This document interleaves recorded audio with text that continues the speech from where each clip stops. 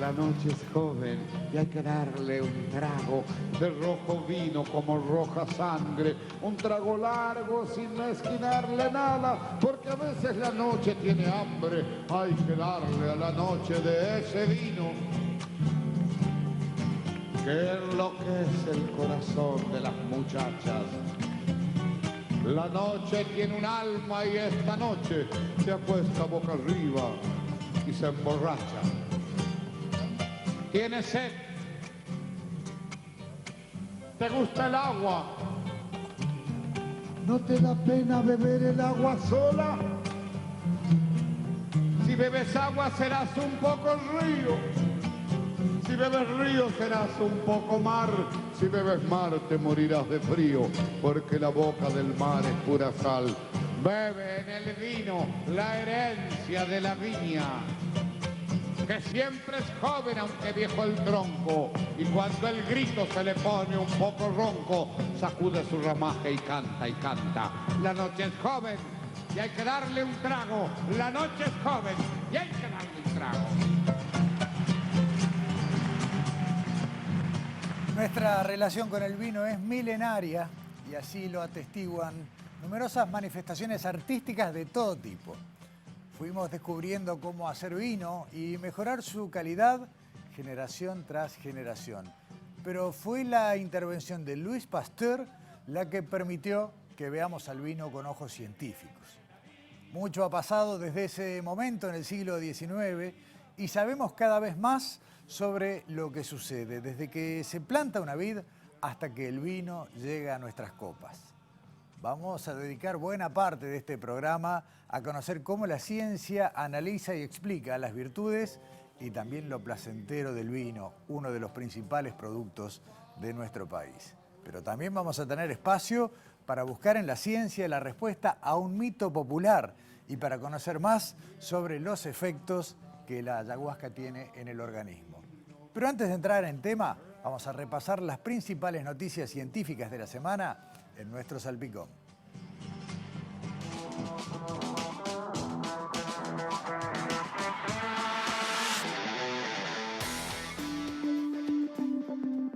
Estudio uruguayo reveló en ratones que la falta de un receptor presente en las células del sistema inmune redujo de manera notable la esperanza de vida y la salud de estos animales. También se observó que la ausencia de ese receptor generó un aumento del deterioro cognitivo y envejecimiento celular, en especial en las hembras. La investigación fue publicada en la revista Cell Reports y fue liderada por investigadores del Institut Pasteur de Montevideo y de Facultad de Medicina de la Universidad de la República, con participación de científicos del Centro Uruguayo de Imagenología Molecular, el CUDIM. El receptor, que recibe el nombre de CD300F, ya ha sido objeto de otros estudios de estos científicos uruguayos que también identificaron que interviene además en la regulación de la depresión, en particular en mujeres. Comprender que el receptor CD300F puede determinar por sí solo el ritmo de aparición de patologías asociadas al envejecimiento nos acerca a comprender cómo envejecemos y contribuye al diseño de estrategias para regular su acción. Por ejemplo, esto lo explicó Hugo Perufo, investigador del Pasteur y coordinador del trabajo. Se viene la 8ª edición del Día Internacional de los Fósiles y el Departamento de Paleontología de Facultad de Ciencias invita a una gran exhibición de fósiles de Uruguay y de otras partes del mundo. La cita es el miércoles 8 de noviembre entre 9:30 y 12:30 y de 14 a 17 horas. En ese horario, en el hall de Facultad de Ciencias, se podrán ver reconstrucciones de grandes animales y comunidades del pasado, además de participar en juegos y actividades para conocer el valor científico y patrimonial de la riqueza fosilífera de nuestro país. Las actividades están dirigidas a grupos escolares, liceales y también al público en general. Quienes deseen participar deben agendarse con horario enviando un correo electrónico a la dirección que vemos en pantalla. La entrada es libre y gratuita y por más información se puede ingresar a la siguiente dirección en Facebook.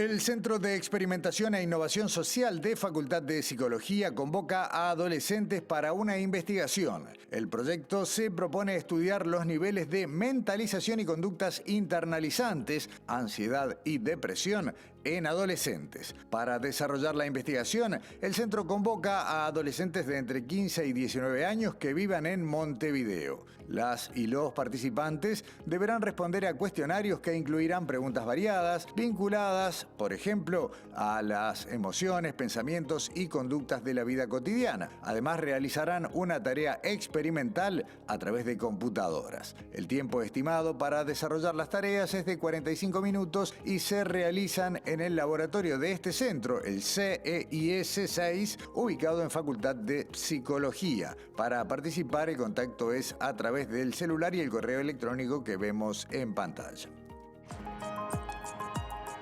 Un estudio reciente realizado en Uruguay sobre frutillas revela que al eliminar el cáliz y lavarlas se reducen significativamente los niveles de pesticidas en el producto. Sin embargo, se encontró que algunos fungicidas aún exceden los límites recomendables incluso después de estos procedimientos. Las frutillas son conocidas por ser altamente susceptibles a los pesticidas y en los últimos años han sido consistentemente el producto con más residuos de pesticidas en Estados Unidos y en otras partes del mundo. Según publicó La Diaria, el estudio fue presentado por Fiamma Pequeño, Natalia Bessil, Horacio Heinzen y Verónica Cesio del Grupo de Análisis de Compuestos Traza del Departamento de Química del Litoral del CENUR Paysandú y Mariana Sirio, Sofía Barrios y Patricia Lema del Grupo Tecnologías Aplicadas a Procesos Alimentarios del Instituto de Ingeniería Química de Facultad de Ingeniería, todos de la Universidad de la República. Este hallazgo tiene implicaciones para los consumidores que buscan reducir la exposición a pesticidas y también para la industria de alimentos que produce frutillas listas para el consumo. Además, sugiere que ciertos fungicidas utilizados en las frutillas podrían no ser los más adecuados debido a su persistencia en el producto. Este estudio demuestra que procesos sencillos como eliminar el cáliz y lavar las frutillas pueden contribuir significativamente a reducir la exposición a pesticidas en este popular alimento.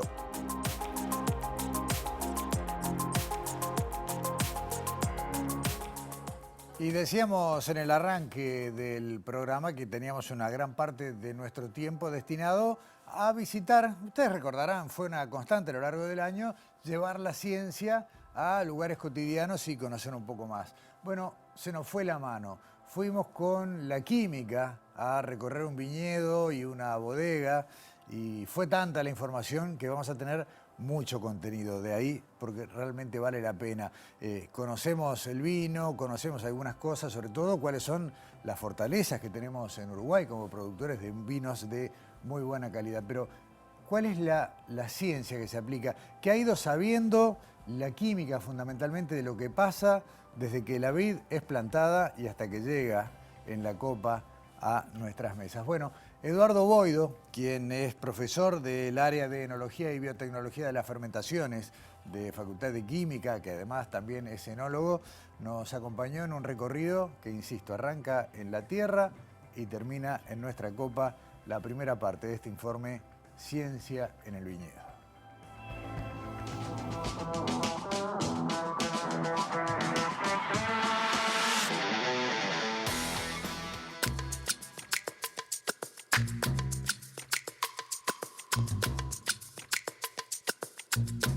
¿Qué pasa con una vid? ¿Qué pasa con la planta de la uva? ¿Cómo se comporta con relación a la lluvia? Desde la mirada de la ciencia. ¿Por qué un año seco es un año bueno?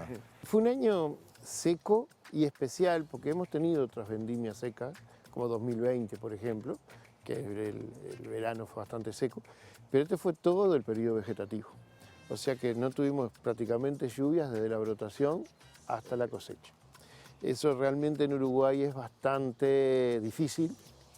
Vos sabés que siempre Uruguay tiene lluvia en este periodo. No es muy común que se nos dé tantos meses con un déficit hídrico tan importante. Y eso trae dos consecuencias.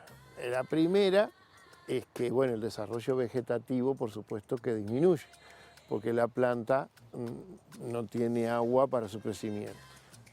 Eso en algunos viñedos se sufrió un poco, porque si no había capacidad de poder hacer riego, no teníamos el desarrollo vegetativo que se precisa. La vid, por más que venga el clima bueno, que todo esté espectacular, precisa una superficie foliar, como se ve acá, suficiente para producir fotosintato para la uva. O sea que por ese lado hubo que tomar algunas medidas para tratar de que ella pudiera desarrollarse en buenas condiciones.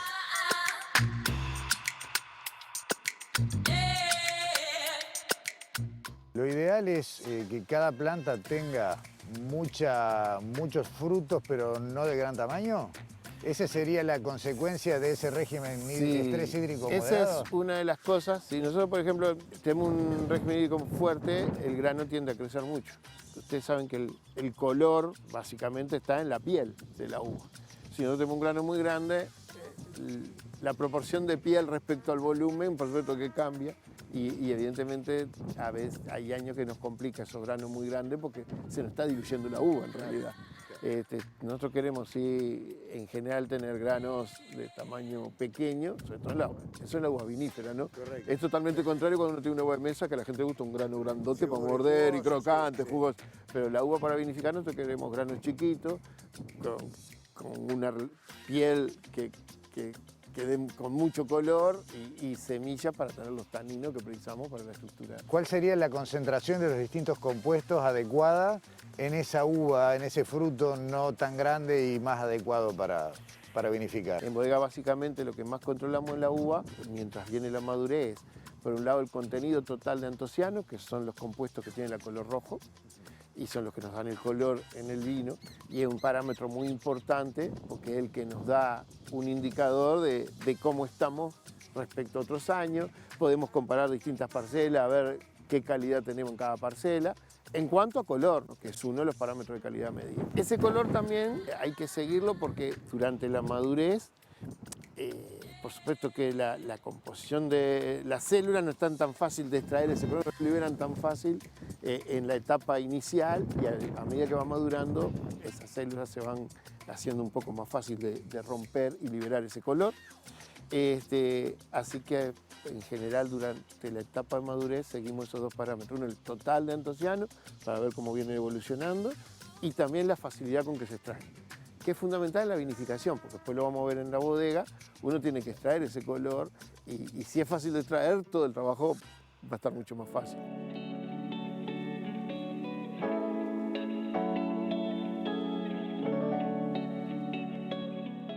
¿Ese antociano del que hablas es la expresión de color o tiene también alguna función en el sabor? No, los antocianos son polifenoles y prácticamente no influyen en el sabor, pero sí son muy importantes en el color. Me quedé con algo que explicabas hace un rato fuera de cámara, que tiene que ver con la presencia, por un lado, de césped o de pasto, de plantas entre las distintas hileras y las flores. En realidad lo que mantenemos en la hilera es pastura natural, es la que nace naturalmente, no sembramos, excepto que haya un laboreo y ahí para que no perder suelo sembramos algo, pero esto que se está viendo acá, por ejemplo, es pastura natural. Las flores, yo te contaba, tienen una función muy importante porque aseguran una diversidad en las especies de insectos que tenemos en el viñedo. Aseguro, tratamos de que esa diversidad controle y ninguna de las especies supere y traiga problemas. Exactamente, que haya un equilibrio natural. De hecho, no se aplican insecticidas.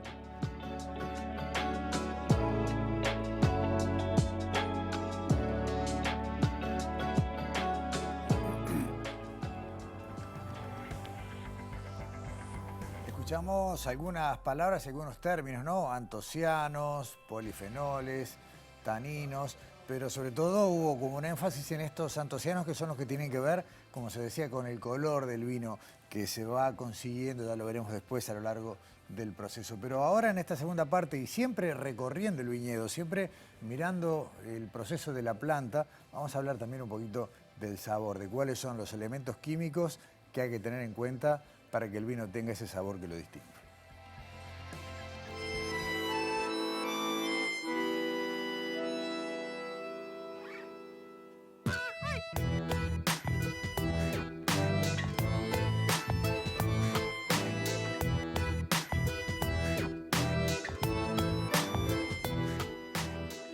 El término terroir es un poco más amplio que solo suelo. Bien. Para que la gente lo sepa.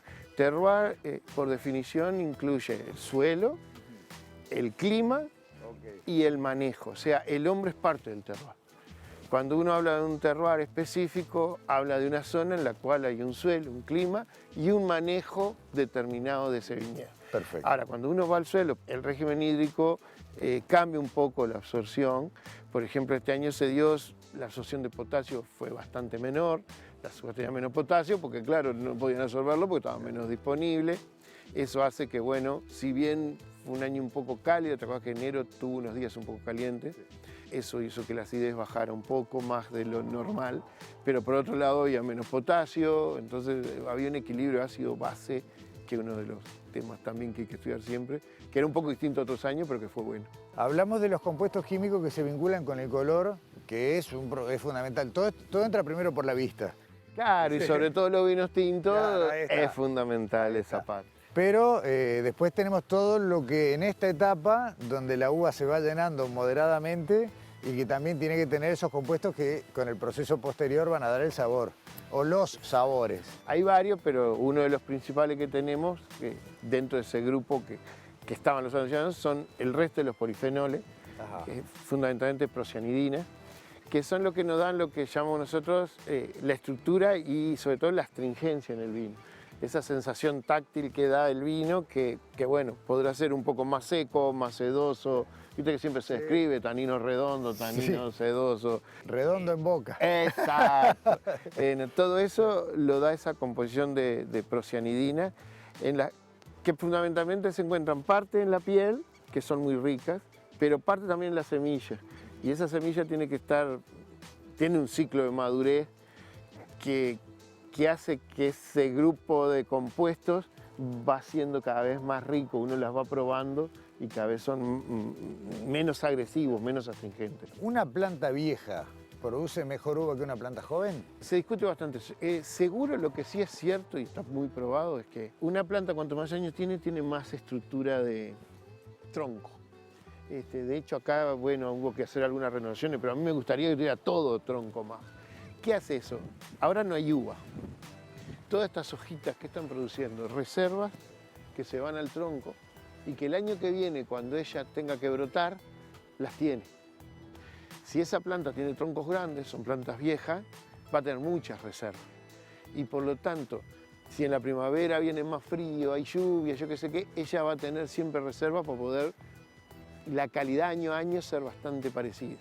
Si no tenés reserva, lo que va a hacer es que un poco más sensible al año, ¿no? O sea, tampoco es una ley que diga, la planta vieja, pero es cierto que da características muy lindas. Ahora, ¿cuántos años puede estar una planta en producción? Y depende mucho cómo uno la trabaje. ¿Pero hay plantas centenarias? Sí. Uruguay lo que pasó que con todos los procesos de reconversión de viñedos, se ha hecho algunos arranquillos de algunos sectores que bueno, ya no producían bien y se cambiaron. Pero en el mundo se ve muchos viñedos con 100 años. No es lo más común, por supuesto, ¿no? Normalmente la planta, pero igual 40, 50 años es fácil que se tenga.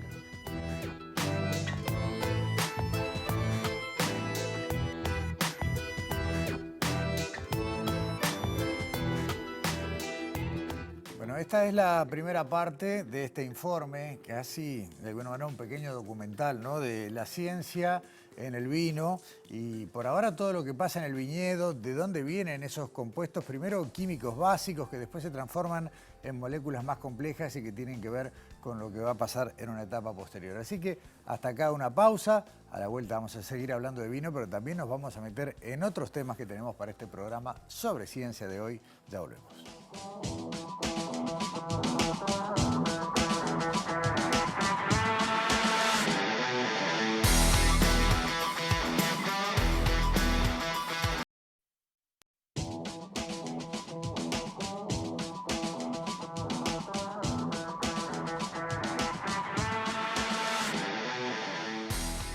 Seguimos en Sobre Ciencia y todavía un pasito más en esto de descubrir lo que la ciencia ha ido encontrando en el proceso de la elaboración de esos vinos que nos distinguen. Hicimos en la primera parte el recorrido con Eduardo Boido, ingeniero, doctor en química, que es además enólogo, quien nos está acompañando en este paseo.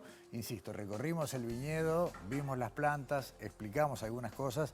Ahora nos vamos a meter en la segunda etapa. ¿Qué pasa luego de la vendimia con el fruto de la vid? A continuación, vemos eso.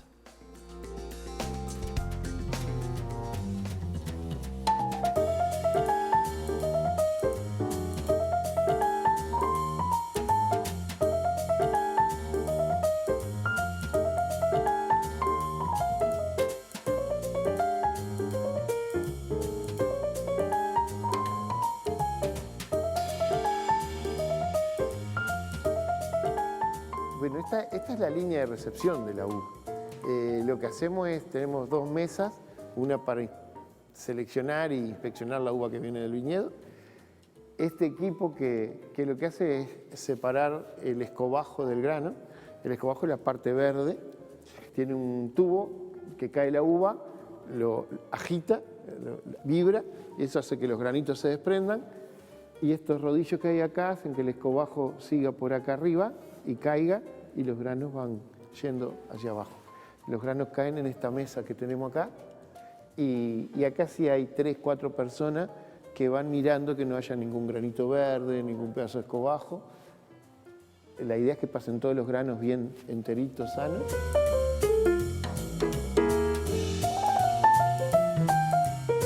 Nosotros cuidamos mucho eso.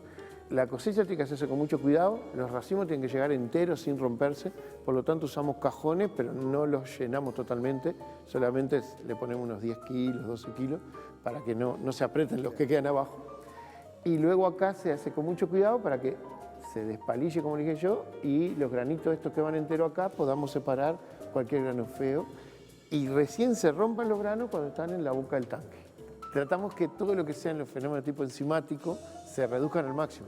Entonces, cuanto más fresca esté la uva cuando la cosechamos y más cuidado tengamos mientras la traemos, menos ruptura haya de los granitos, menos actividad de esas enzimas tenemos. Después que rompe el grano, ya el líquido entra en contacto con la piel y empiezan todos los procesos enzimáticos microbiológicos. Ya lo necesitas en un lugar controlado esos procesos. Y ahí queremos que sea en el tanque. Cuando llegó a la boca del tanque, ahí sí, se rompe, que no es romper la uva totalmente, lo que tenemos que hacer simplemente es que el grano se apriete, raje la piel y libere la pulpa y la semilla. Como quien la pisara con los pies, ¿no?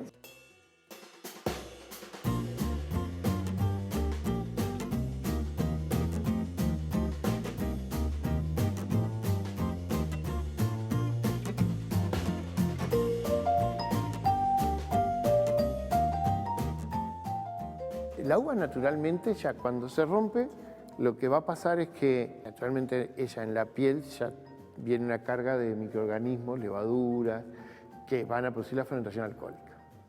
Eso es el punto fundamental de control. Eso es temperatura, como yo le decía.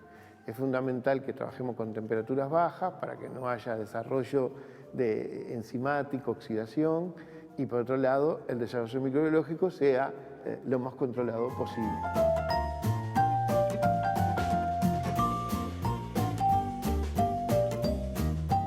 ¿Qué queremos hacer nosotros mientras está en el tanque? Bueno, queremos y va a pasar naturalmente. Por un lado tenemos dos procesos. Uno es la fermentación alcohólica, la cual la levadura consume el azúcar y produce alcohol. Y por otro lado, el proceso de maceración.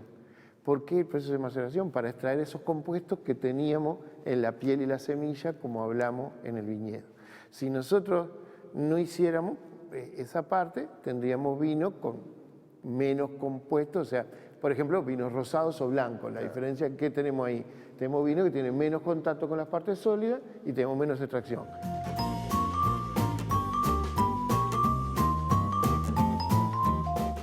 El vino que va a tener destino de reserva, eso ya se decide en esta primera etapa, ya arranca en el tiempo de maceración.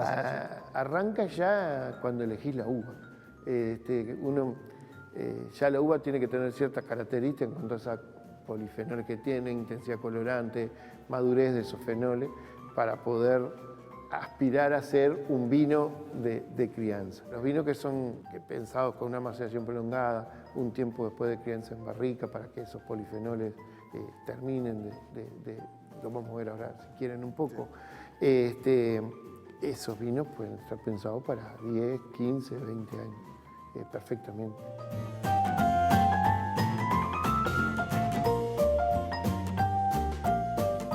Y acá ya empezamos, ¿no?, a hablar de tiempos donde el vino o lo que va a ser después ese vino va empezando a tener también el trabajo de lo que es el reposo, la intervención muy controlada para facilitar algunos procesos y sobre todo en esta etapa completar lo que es la fermentación y lo que es la maceración. Todavía unas explicaciones más que nos da Eduardo Boido al respecto.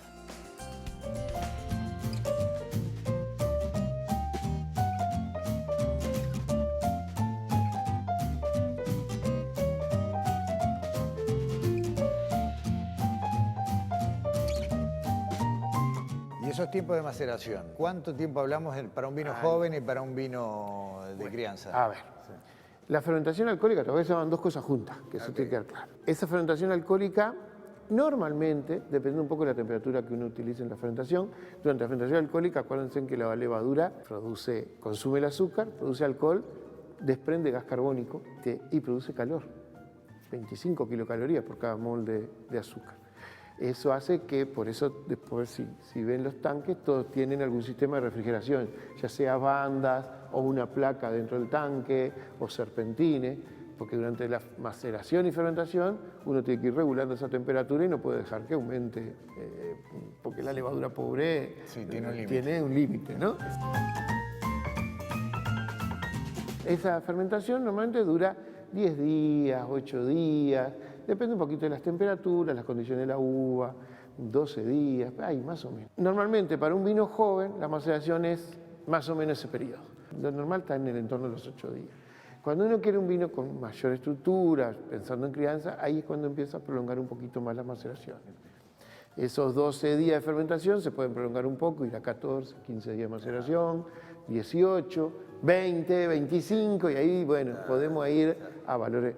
Normalmente después ya la extracción ya se hace muy lenta. La extracción, para que entiendan, la extracción de los compuestos que estaban en la piel es bastante rápida. Generalmente en 8 o 10 días ya se extrajo mucho, pero la semilla es bastante más difícil de extraer. Entonces, esa es la que uno tiene que ver. Si está rica, ahí va a convenir dejarlo más tiempo. Y si no está rica, bueno, tendremos que cortar un poquito la maceración. ¿Y los taninos están en la semilla? Los taninos, fundamentalmente, o sea, las procianidinas, los taninos que llamamos, están en la semilla y en la piel, pero la semilla tiene muchísimo, muchísimo más. ¿Qué diferencia hay entre la maceración en metal y en madera? La principal, obviamente, es que la madera ya está aportando algunos compuestos de la madera, que también son taninos, pero son taninos totalmente diferentes. La madera tiene taninos de tipo elágicos, no procianidínicos, y se complementan muy bien con el vino. Y por el otro lado, la madera es porosa, entonces empieza a haber reacciones con el oxígeno que son muy importantes para la conservación de ese vino luego en la crianza si es prolongada. Todos estos compuestos que yo les conté, de antociano y polifenoles y procianidina, todos esos nombres que fui diciendo, ellos son muy reactivos si hay radicales libres, si hay oxígeno en el medio. El oxígeno facilita mucho algunas reacciones de polimerización, condensación entre moléculas, y todo eso da estabilidad a estos compuestos. Entonces, cuando uno piensa en un vino para una crianza prolongada, es fundamental que tenga etapas en las cuales haya contacto con oxígeno. Guardan el oxígeno, es algo que en la vinificación no lo queremos porque oxida, pero en cantidades muy limitadas, muy controladas, él ayuda a esa evolución de estos compuestos.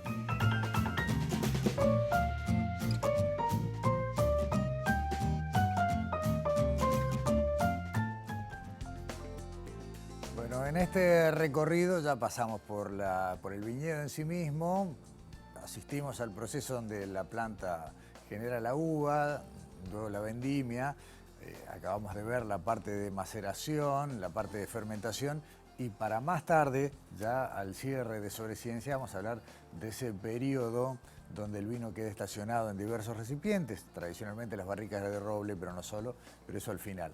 Ahora vamos a dar un poquito un giro y vamos a hablar de mitos. También hace mucho no hablamos de mitos. ¿Qué haces, Daniela? Bienvenida. Te tendría que decir salud o chinchín, Sí, ¿no? sí, Algo sí. así. Sí, en general vos vas a hablar de algo del aparato digestivo. Estamos y uno, en el aparato claro, digestivo. Uno el vino lo relaciona como pateando otras partes, pero por ahí... Exactamente. Pero vamos a hablar del aparato digestivo, que está muy relacionado con el tema que venimos presentando con tanta información.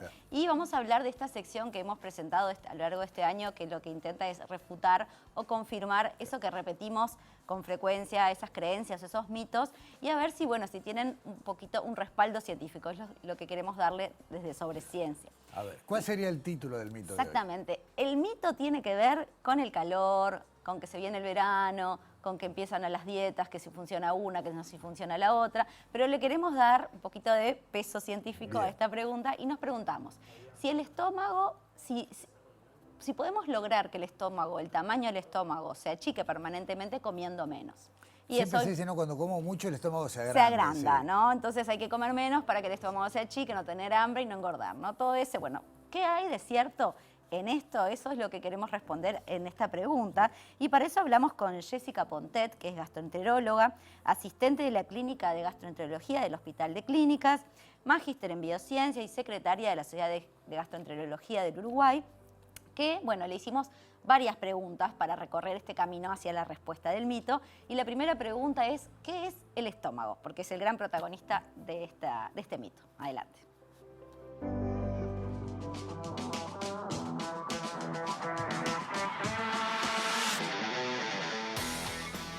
El estómago es un órgano hueco que tiene una forma como de J, tiene curvaturas, está unido por arriba con el esófago, que es por donde llega el alimento, y está unido también con el intestino, con la primera parte que es el duodeno, a través de un sector más apretadito que se llama píloro, que está muy regulado. Son necesarios estos mojones más regulados durante todo el trayecto del tubo digestivo, porque imagínate que si no es un caos. Entonces, la función del estómago es muy clara, es la digestión mecánica, química, y para eso el diseño del estómago colabora muchísimo. Está revestido por dentro por una mucosa, por una submucosa, que fundamentalmente se focalizan en la producción de ácido, pero también producen otras sustancias, hormonas, por ejemplo, que regulan no solo la producción de ácido, sino también la relación entre hambre y saciedad. Después todo eso está revestido por músculo, una capa gruesa de músculo, tiene fibras dispuestas en distintas direcciones y eso colabora con la trituración del alimento, con la propulsión hacia el intestino y no es al azar ese movimiento. De hecho, se cree que hay un marcapasos a nivel estomacal que lo que hace es regular un poquito todo ese movimiento. Y es obvio pensar que la capacidad del estómago no es la misma en reposo que cuando comemos. El volumen del estómago en reposo es más o menos 50 mililitros, pero cuando comenzamos a comer, eso se duplica, se triplica, ya puede llegar a 200 mililitros en condiciones habituales, eso es lo habitual. Después, cuando se empieza a evacuar el contenido hacia el intestino, el estómago vuelve a esa capacidad inicial de aproximadamente 50 mililitros.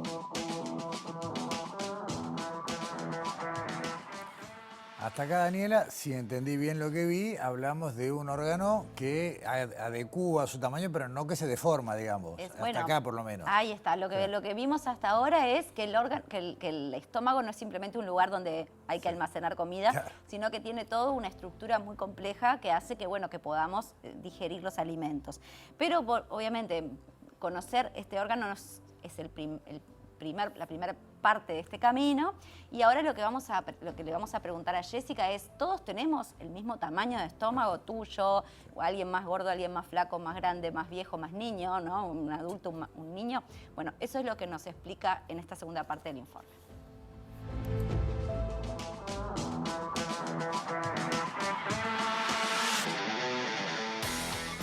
El tamaño del estómago estándar, la realidad es que no presenta variaciones significativas entre géneros, entre distintas contexturas físicas. Si bien uno tiende a pensar que no es lo mismo un estómago de un adulto que mide unos 50 que uno que mide 2 metros, la realidad es que no se encuentran diferencias significativas.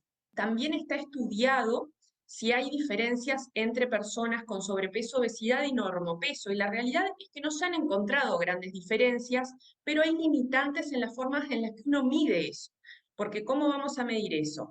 Por imagen, ya sea por una ecografía, por una resonancia, instilando determinados volúmenes de líquido o insuflando aire en esos estómagos, pero son condiciones artificiales, entonces no sabemos hasta dónde, intentando medir, estamos falseando un volumen real. Bueno, clarísimo, y me parece que va bastante contra intuición de lo que uno podía ir Totalmente, suponiendo, es ¿no? tremendo, Sí, ¿no? Porque ni sí. siquiera esa explicación es Claro. por qué yo tengo más hambre que otra persona, No. por qué como más, por qué tengo el estómago, bueno, mayor capacidad aparentemente. Pero no. Pero no. Así Bien. que bueno, por eso seguimos avanzando con Jessica en las preguntas y le decimos, bueno, si todos tenemos más o menos el mismo estómago, ¿cómo se genera entonces la sensación de saciedad? ¿Por qué yo tengo hambre más tiempo que otras personas? Esto es lo que nos contó.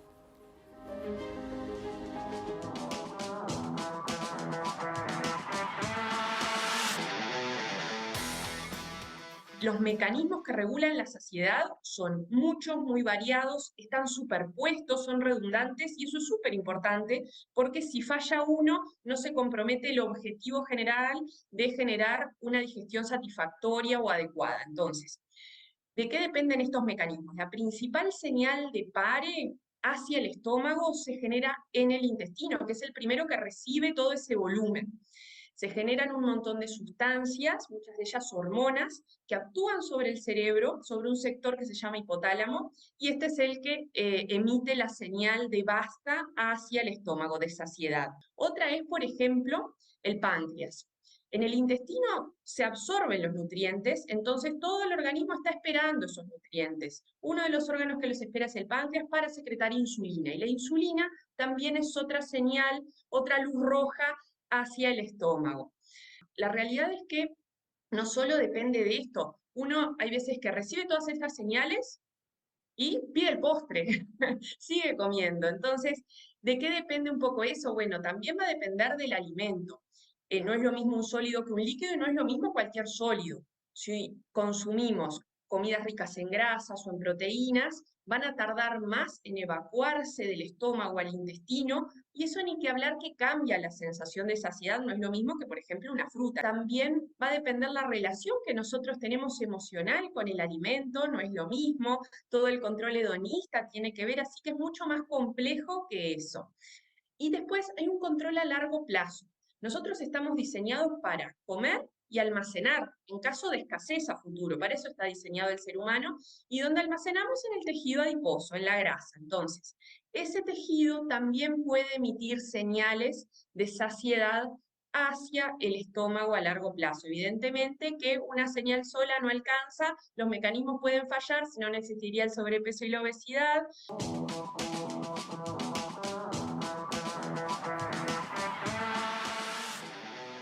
Bueno, de repente apareció este actor, ¿no? El tejido adiposo, que también estaría involucrado en esto de ir dando avisos, aunque me parece que da poco aviso.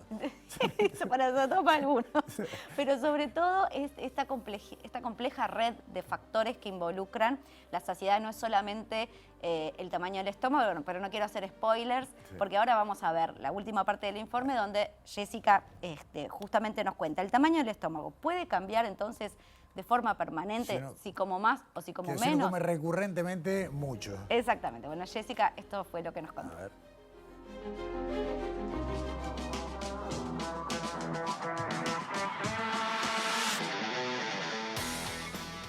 A la pregunta de si el tamaño del estómago depende exclusivamente de la ingesta y si su tamaño puede cambiar de forma permanente si uno regula los volúmenes de ingesta, la realidad es que estamos más cerca del mito que de la realidad. ¿Por qué? Porque los mecanismos que regulan la saciedad son tantos y tan complejos que sería muy simplista limitarlo solo al estómago a esto. Si bien falta evidencia, sobre todo que estudie la relación entre los estímulos del fondo gástrico y el cerebro, ¿sí? Sabemos que hay receptores que cuando el estómago se estira mucho también tienen que ver con la saciedad, esto es así, pero queda por investigar un poco más esa relación. Entonces, con todo lo que ya sabemos, parece tener más que ver toda esa maquinaria compleja del balance entre hambre y saciedad que el tamaño del estómago per se.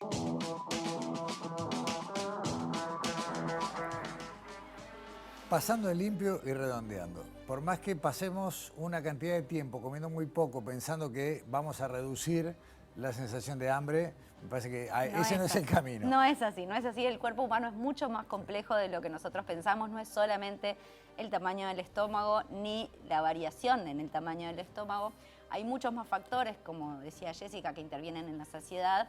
Y de hecho, si nos ponemos a pensar en, por ejemplo, las cirugías bariátricas, que son esas cirugías que reducen justamente el tamaño del estómago o la circulación de la digestión, eso es un solo factor. Además de eso, se tiene que acompañar con otras cuestiones. O sea que ahí también se fundamenta esto de que, bueno, tenemos que buscar otras estrategias y efectivamente comer menos en forma más permanente. Bien, la ciencia viene trayendo respuestas, pero todavía tenemos más hambre de ciencia. Sí, seguimos. Gracias, Daniela. Nos vemos la semana que viene. Nos vemos. Nueva pausa. Al regresar, Alexandra Perrone nos va a hablar de ayahuasca y efectos que se investigan en nuestro organismo.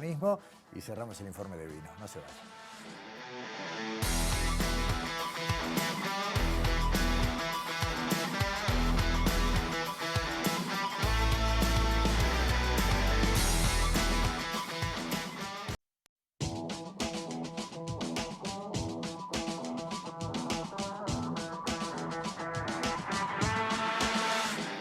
Y antes de esta tanda despedíamos a Daniela y ahora bienvenimos a Alexandra Perrone. ¿Cómo andas, Alexandra? Muy bien, Gustavo, muchas gracias. Vamos a hablar una vez más, no es la primera vez este año ni en Sobre Ciencia, que hablamos de investigaciones que tienen que ver con psicodélicos. ¿No? Exactamente. Sí. En esta oportunidad vamos a hablar de ayahuasca. Ayahuasca es una palabra que viene del quechua, que significa liana de los espíritus. Es una bebida que se consigue...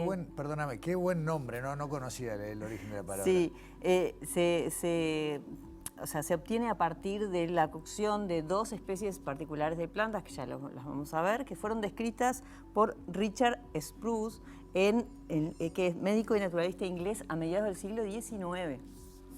Así que bueno, y también les contamos que a medida que a mediados del siglo XX se empezó a expandir, porque es una bebida que surge de las zonas de la selva amazónica, principalmente en Brasil, que se usaba como medicina y también como ritos espirituales y justamente camino a lo espiritual. Y a partir de mediados del siglo XX empezó como a tener la mirada de la ciencia en esto de los psicodélicos. Bueno, tú lo mencionabas, hay un grupo multidisciplinario en la Universidad de la República que se llama ARCHE, que justamente realiza estudios sobre psicodélicos y llevan adelante diversas líneas de investigación.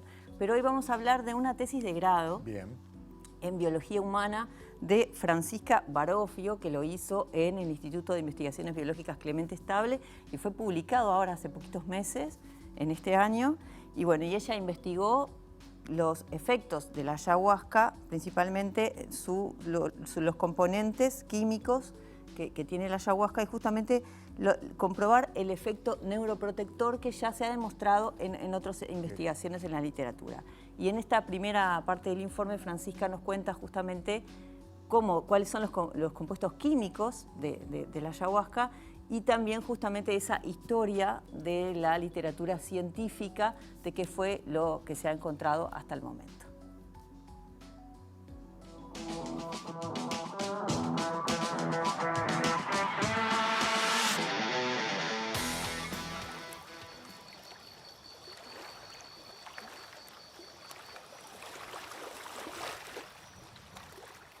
La ayahuasca está compuesta por 4 componentes principales que son como los de interés. Por un lado está compuesto por el componente psicoactivo, que es la dimetiltriptamina o resumido DMT, y después está compuesto por 3 beta-alcaloides, que son la armina, la tetrohidarmina y la armalina. La DMT, como dije, es el componente psicoactivo principal, es decir, ese que le da la característica de psicodélico a la bebida.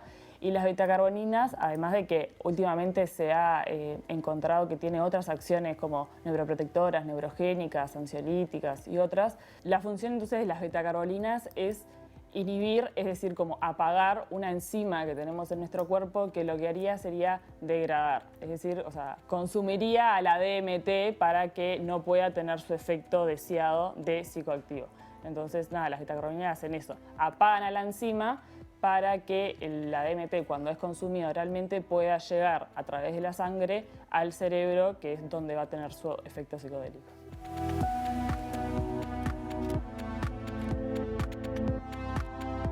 En los últimos años los psicodélicos tomaron mucha importancia en la investigación porque se consideran seguros por no generar adicción. Tienen efectos a nivel del cuerpo, pero no generan adicción. Entonces, últimamente creció mucho la investigación respecto a los psicodélicos para tratar diferentes enfermedades. La ayahuasca está dentro de estos intereses de psicodélicos porque hay muchos estudios, tanto a nivel preclínico, clínico, observacionales, in vitro, in vivo, donde demuestran que tiene efectos neuroprotectores, neurogénicos, también en modelos animales, por ejemplo, de depresión o que son dependientes de alcohol, que esto sería como para estudiar el uso de sustancias problemático, que se han visto efectos beneficiosos en ese tipo de modelos.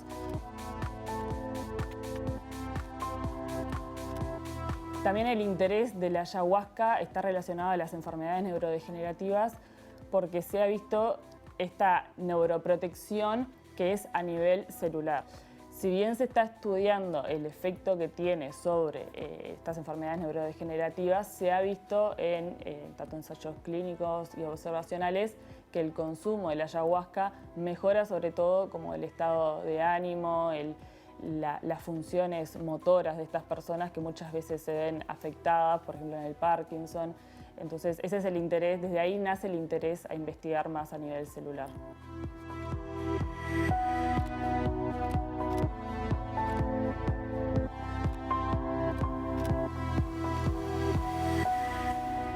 Es fundamental, Alexandra, esto, ¿no? Ese despiece de la sustancia, esa identificación de sus principales componentes, de las moléculas que forman parte de la sustancia, para después, si se busca un efecto en particular, saber a qué atribuírselo y tratar de ir por un lado sintético, ¿no? Claro, bueno, ahí ella nos contaba un poco cuál era la literatura científica que hay hasta el momento de la ayahuasca, un poco un resumen, y ahora nos cuenta en la segunda parte del informe su investigación particular, que se llamaba caracterización in vitro de los componentes principales de la ayahuasca y su combinación como agentes antioxidantes y neuroprotectores, justamente, ¿no?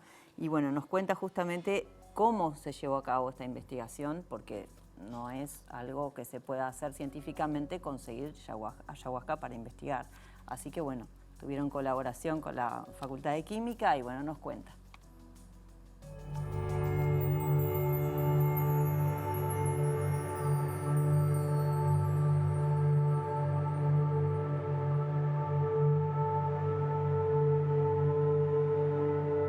Para llevar a cabo esta investigación, como la ayahuasca acá no es de uso libre, no se puede usar libremente y tampoco se puede usar para investigar, tuvimos que crear una ayahuasca sintética a partir de los componentes químicos que a nosotros nos interesaban.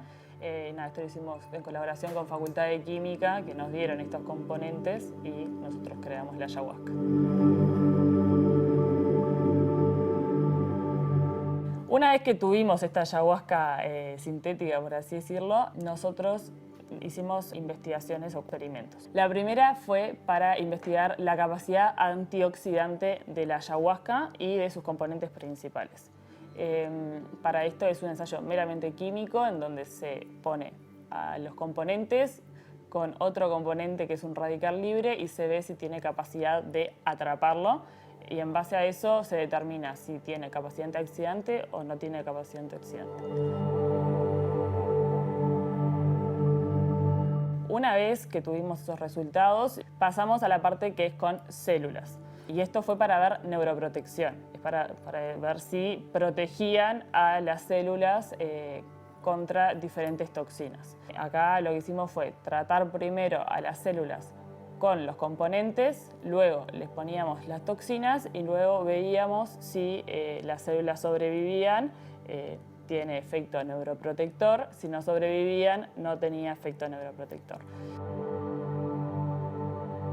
Los resultados que encontramos respecto a este primer ensayo de capacidad antioxidante de los compuestos fue que todos tenían capacidad antioxidante, menos uno que era lo que esperábamos por un tema de estructura química del componente, que ya sabíamos que no iba a ser capaz de atrapar a este radical libre. El resto esperábamos que tuvieran y tuvimos capacidad antioxidante, y la verdad es que fueron resultados muy buenos en comparación, por ejemplo, con otros antioxidantes estándares que se utilizan para comparar.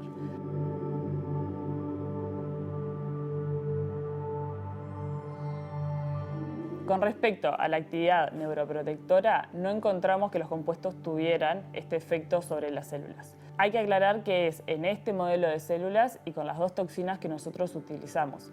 En la literatura se ha visto que para otros modelos, pero con la misma toxina, hay efecto neuroprotector, o a la inversa, que para la misma línea celular, pero con otra toxina, sí hay efecto neuroprotector. El caso con la ayahuasca es que a nivel científico, digamos, a nivel mundial en este estudio, se centra principalmente en lo que son el estudio de estos efectos, pero de los componentes individuales aislados. Es decir, no como de la bebida en su conjunto o de los componentes en su conjunto.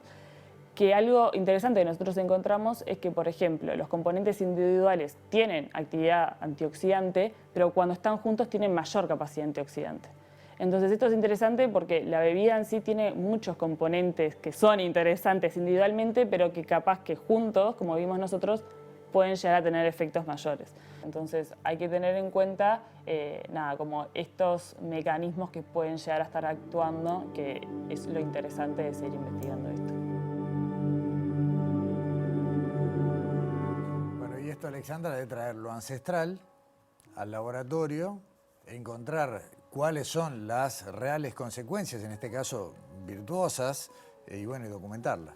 Sí, y haciendo esas diferencias que ella hacía, ¿no? Justamente la ayahuasca sintética que hicieron para investigar, bueno, de sus componentes por separado, que claro, también otra historia sería cómo actúan, claro, en conjunto, ¿no? Exacto. Repetimos, esta investigación de Francisca Barofio se publicó este año. Alexandra, muchas gracias, nos vemos la semana que viene. Hasta la semana que viene. Y nosotros volvemos al vino, ya en el último tramo de nuestro programa de hoy. Y ustedes recuerdan, ¿no? Al principio estuvimos recorriendo el viñedo, hablamos del suelo, de las plantas, del clima que como el del verano que pasó fue muy seco y qué pasa con la producción. Después fuimos a la primera etapa donde las uvas ya ingresan a lo que es la maceración, la fermentación. Y ahora vamos a la barrica, vamos a la cava. Vamos a hablar de qué pasa en el barril o en el lugar en el que el vino hace la parte más prolongada de su proceso y cómo llega a nuestra copa en esta última parte de la conversación con Eduardo Boiro.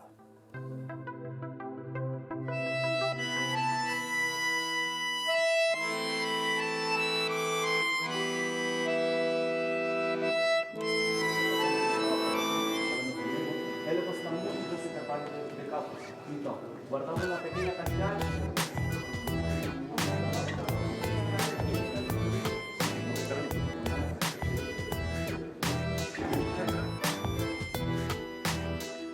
Bueno, acá estamos en la etapa de justamente la crianza, ¿no?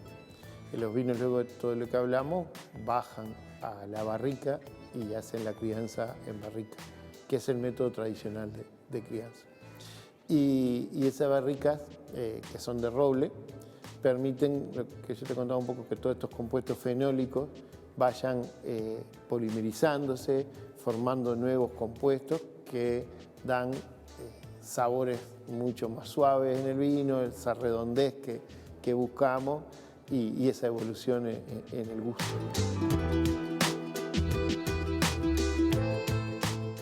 El vino en la barrica tiene dos partes. Una es, en la parte de color, va modificando estructura los antocianos, va formando algunos compuestos que nosotros llamamos derivados de antocianos, porque ya no son antocianos, pero se derivan, son compuestos que se forman a partir de los antocianos, y son mucho más estables en el tiempo, por lo tanto ayudan a que el color de un vino permanezca rojo y lindo durante 10, 15 años.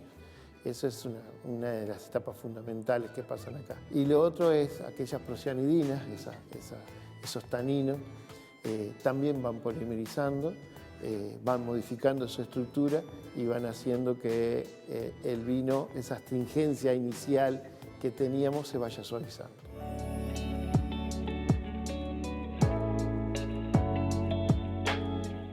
El roble aporta ciertos compuestos que se complementan muy bien. Dentro de esos taninos que hablábamos, los que vienen de la uva, que son procianidinas, son totalmente diferentes a los taninos de la madera, que son elágicos.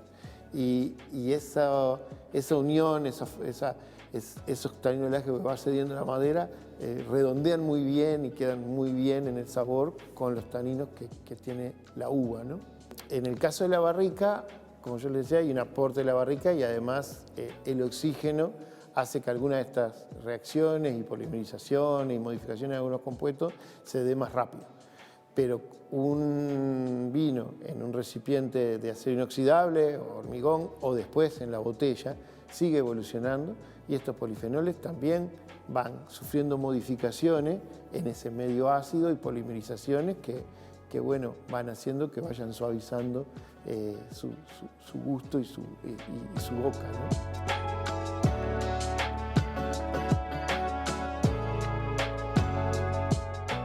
El vino, cuando está guardado, va a ir tendiendo un equilibrio que por supuesto duraría muchos años para llegar, pero entiende. Imagínense ustedes, lo destapan, toma contacto con oxígeno, debe cambiar un poco la temperatura porque le ponen la temperatura de servicio. Todos esos equilibrios de vuelta se enloquecen, ¿no? Quieren ir para un lado y para el otro.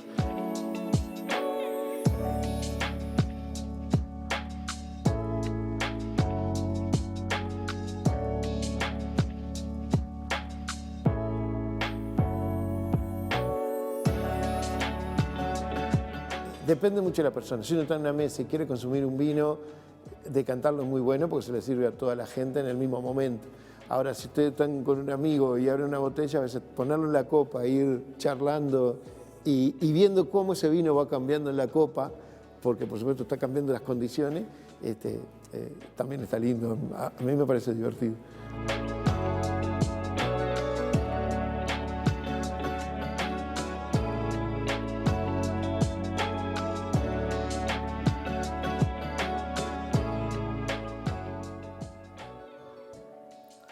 Y hasta acá este recorrido que, insisto, arrancó al pie de la vid, de la parra, como le decíamos, y termina en el momento en el que el vino llega a la copa y podemos sentir y apreciar sus sabores. Mucha ciencia, mucha química, mucho conocimiento de los procesos que permite, a partir de esta decodificación, mejorar indudablemente los productos que nos caracterizan. Llegamos al fin de esta edición de Sobre Ciencia. Esperemos que, como siempre, les haya gustado y nos vemos aquí en TV Ciudad la semana que viene.